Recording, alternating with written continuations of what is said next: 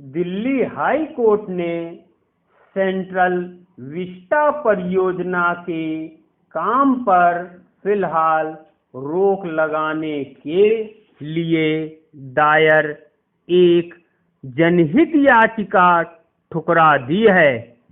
इस याचिका में यह कहा गया था कि चूंकि फिलहाल कोरोना की दूसरी लहर के चलते इस परियोजना पर काम का चलते रहना उसमें काम करने वाले मजदूरों और आसपास रहने वाले लोगों के स्वास्थ्य के लिए खतरनाक है और इससे कोरोना फैल सकता है।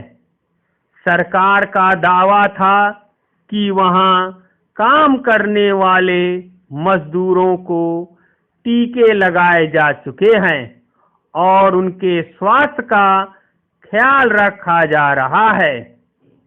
सरकार का यह भी कहना था कि यह याचिका सिर्फ सेंट्रल विस्टा परियोजना के काम में अड़ंगा डालने के नजरिए से लाई गई है।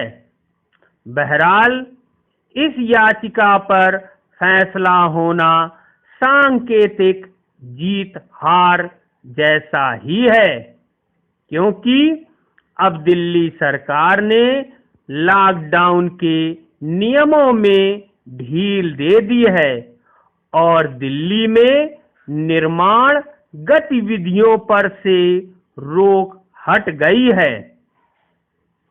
सेंट्रल विस्टा परियोजना पर कोरोना की दूसरी लहर के दौरान भी काम जारी रखने के लिए सरकार ने उसे आवश्यक सेवाओं में शामिल कर दिया था।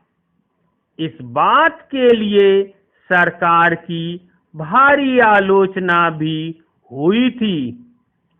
आलोचना का आधार यह था कि जब कोरोना ने देश को हिलाकर रख दिया है, तब इस परियोजना पर संसाधन नहीं खर्च किए जाने चाहिए। आलोचना करने वालों का कहना यह भी था कि आखिर इस परियोजना में इतना महत्वपूर्ण क्या है जो इसे आवश्यक सेवा घोषित किया गया। सरकार का कहना यह है कि सेंट्रल विस्टा के सिर्फ उन हिस्सों पर काम चल रहा है जिन्हें पहले ही मंजूरी दी जा चुकी थी और जिनके मद में पैसा आवंटित किया जा चुका था। यह काम और यह राशि पूरी सेंट्रल विस्टा परियोजना का एक छोटा हिस्सा है, इसलिए इससे कोई बड़ा आर्थिक भार सरकारी खजाने पर नहीं पड़ने वाला।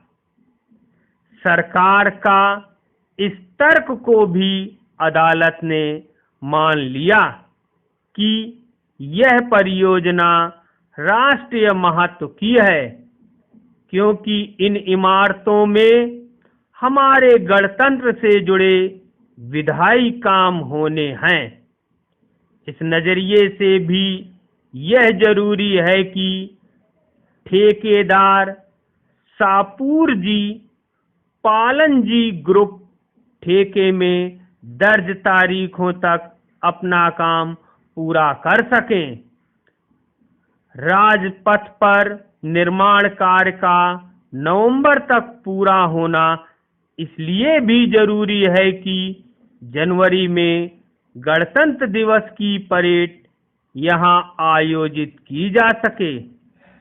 अदालत में इस याचिका पर बहस के दौरान काफी तीखे आरोप प्रत्यारोप हुए।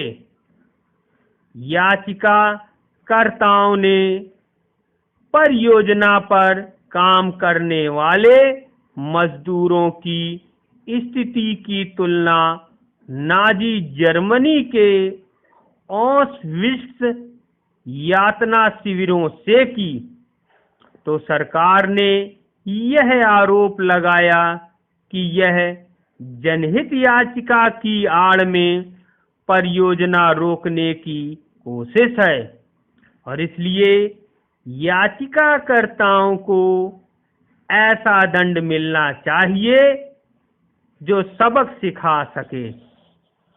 अदालत ने सरकार के पक्ष को सही ठहराते हुए याचिकाकर्ताओं पर 1 लाख रुपए का जुर्माना भी लगाया।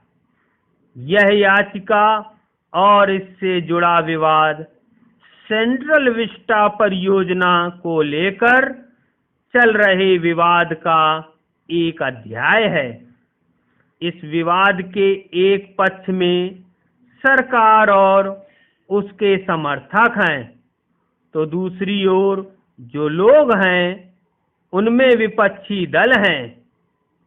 कई पर्यावरणविद, इतिहासकार और लेखक हैं।